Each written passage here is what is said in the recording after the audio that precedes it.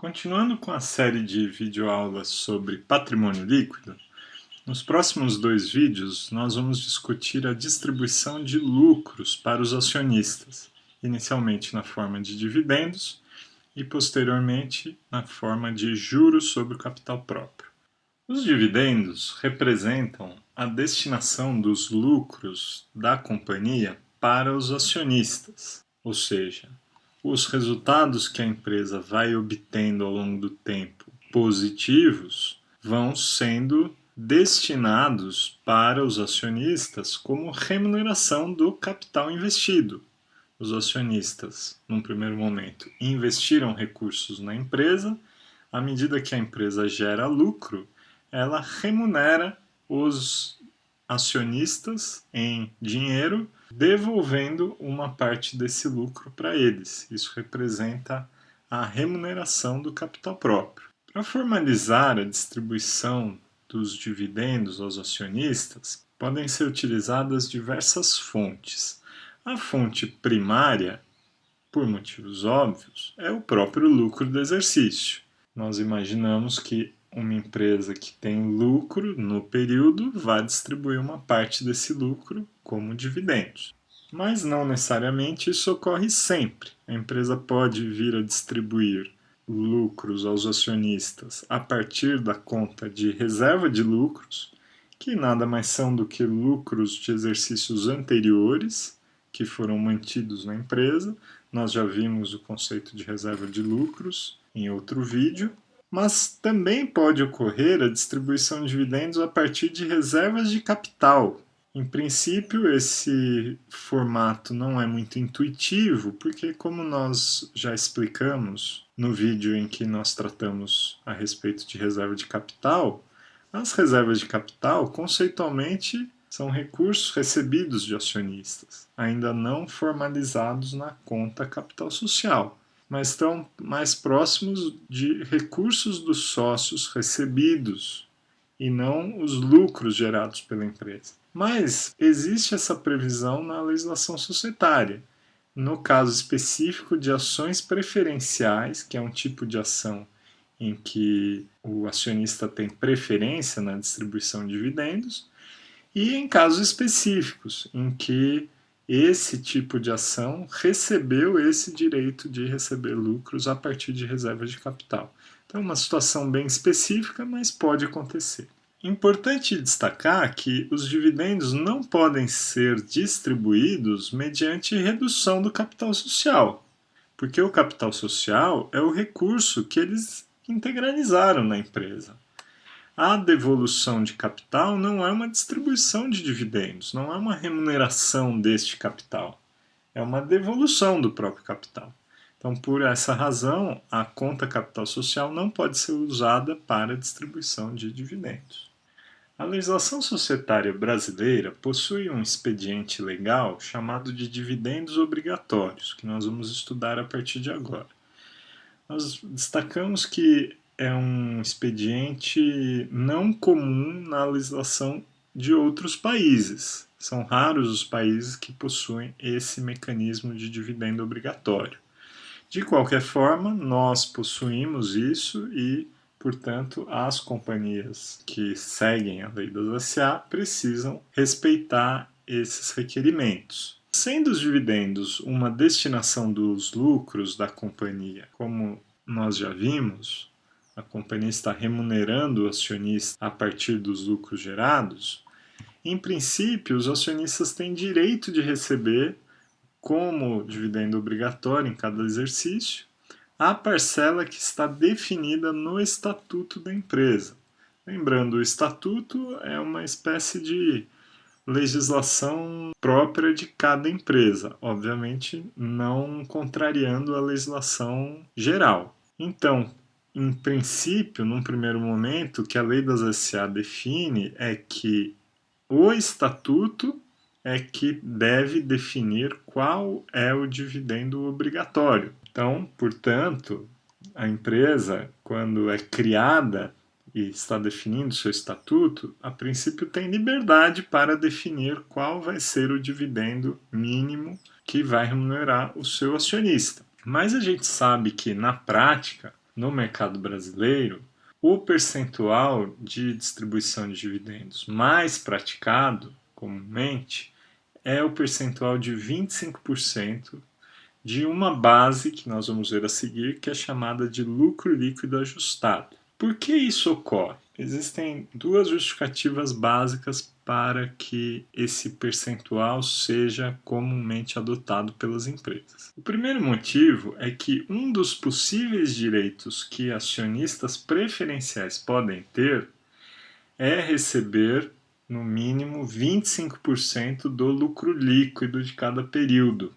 Isso é uma possível vantagem que pode ser conferida às ações preferenciais. Então, este percentual já traz uma referência de quanto do lucro deveria ser distribuído. E além disso, existe uma outra definição na lei que diz que se o estatuto não define o percentual de dividendos, ou seja, o estatuto é omisso em relação à distribuição de dividendos, o percentual obrigatório é de 50% do lucro. Nós já vamos ver isso na sequência.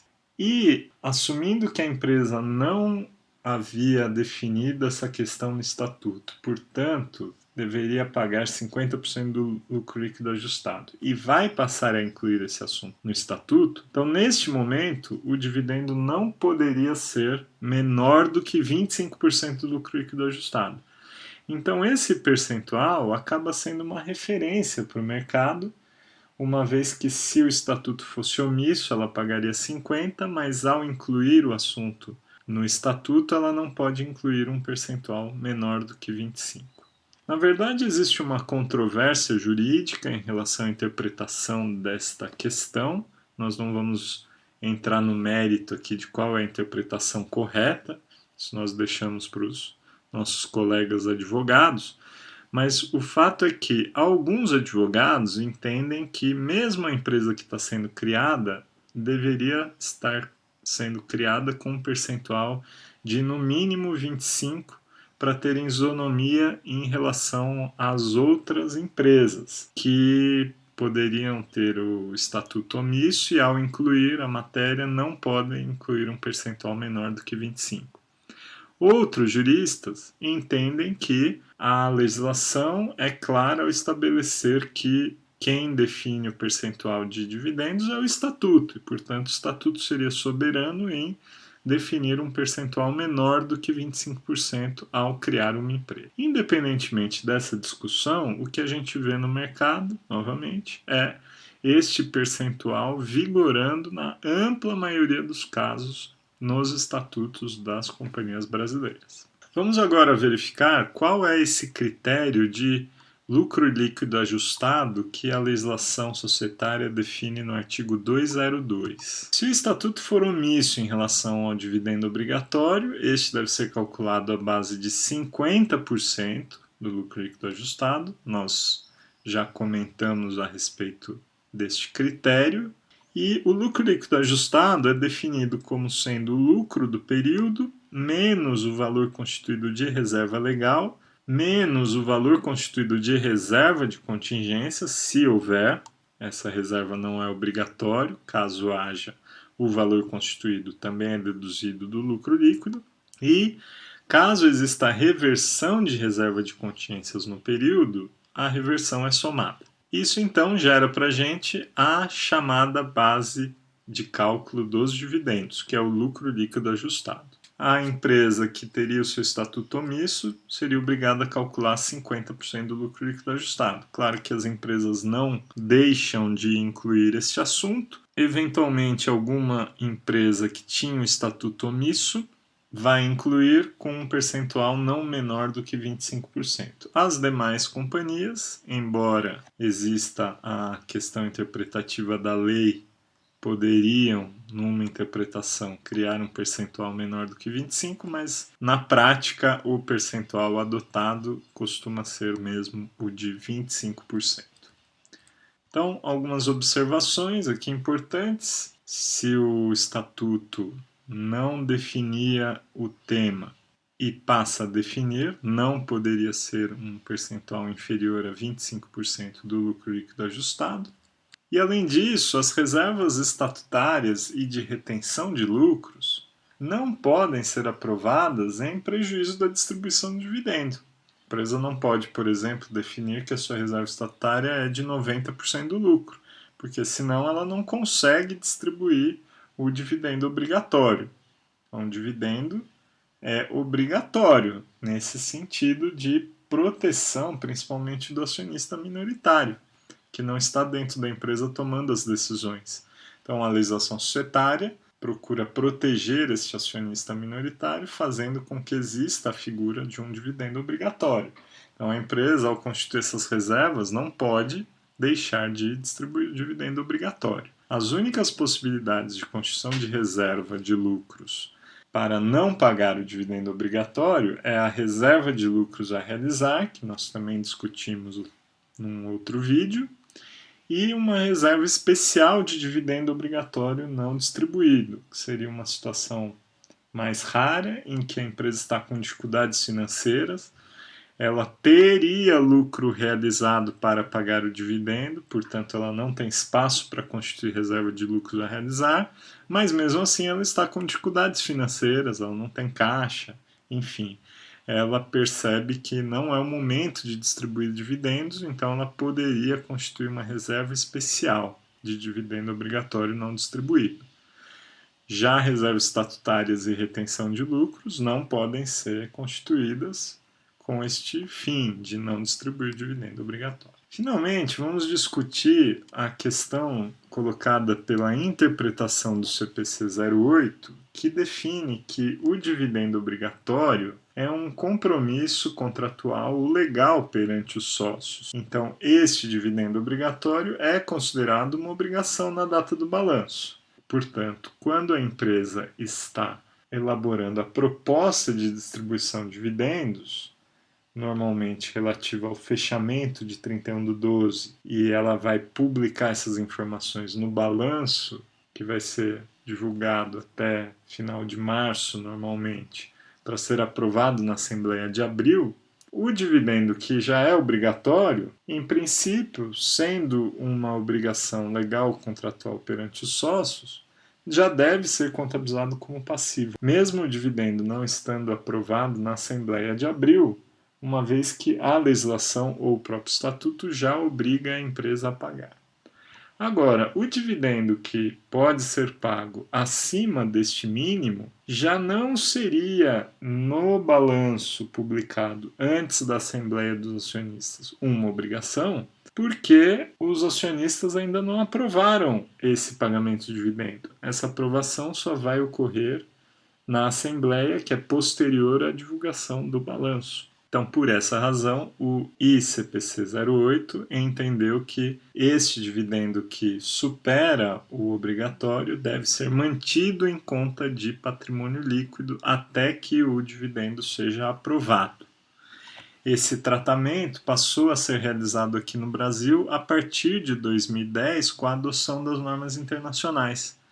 Antes disso, aqui no Brasil, todo o dividendo, mesmo o adicional, era contabilizado como passivo já na proposta de destinação dos lucros, que era publicada em fevereiro, março, referente a 31/12, e posteriormente aprovada em Assembleia. Com a vinda das FRS, esse tratamento passou a ser diferente, então esta conta de dividendo adicional é uma conta nova a partir da adoção das FRS, que passa a ser apresentada no patrimônio líquido, mas não deve ser confundida com reserva de lucros, porque as reservas são parte do lucro que não foi distribuída para o acionista. Este pedaço, dividendo adicional, está sendo proposto para ser distribuído ao acionista. Portanto, não é uma reserva de lucros. Ela está muito próxima de ser um passivo, assim que a Assembleia aprove o dividendo, e, portanto, é mantida em conta de PL numa conta segregada das contas de reservas de lucros. Então, esses eram os conceitos fundamentais que nós tínhamos para discutir, e na sequência vamos apresentar e discutir as questões relativas aos juros sobre capital próprio, que é uma outra forma de distribuição de dividendos.